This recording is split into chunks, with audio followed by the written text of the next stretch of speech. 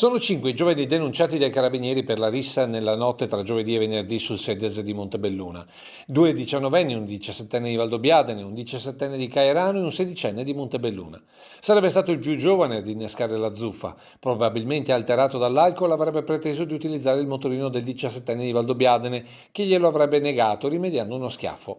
A quel punto c'è stata la reazione dei 2 diciannovenni e di un numero imprecisato di altre persone che poi si sono dileguate con l'intervento dei carabinieri di pattuglia per l'evento del giovedì sera, con i negozi aperti fino a tardi. Un'iniziativa che per il sindaco di Montebelluna va ripensata. Evidentemente la lezione del lockdown non è servita, vi sono persone che non rispettano le misure di distanza sociale minima e quindi è assolutamente necessario riportare ordine, altrimenti la manifestazione può essere bloccata. Per questo già lunedì sono stati convocati i commercianti della zona, mentre il sindaco sta pensando di far venire in municipio anche i genitori dei giovani denunciati. È necessario assolutamente che si intervenga con i servizi sociali per aiutare i ragazzi che hanno vissuto questo momento, perché evidentemente hanno bisogno di aiuto, ma hanno bisogno di aiuto anche i loro genitori, perché un padre e una madre devono sapere che hanno delle responsabilità nei confronti dei figli minorenni e non è normale che dei minorenni a luna di notte si trovino in una città magari diversa dalla loro ad azzuffarsi con altri amici della loro età.